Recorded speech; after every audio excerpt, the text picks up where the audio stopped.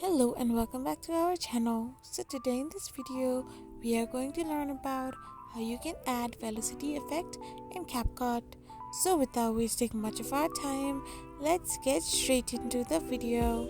So first and foremost, all you need to do is simply open your CapCut app from your home page.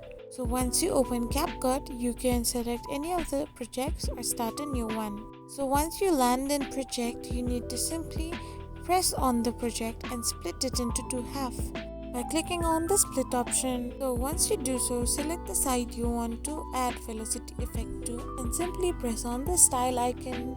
Now after allowing the permission request to CapCut, your velocity effect will be displayed, so you can select any of the velocity effects and press on the continue button.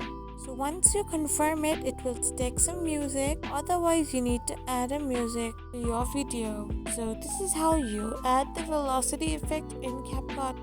I hope you found this video helpful, so don't forget to hit that subscribe button and do give us a thumbs up.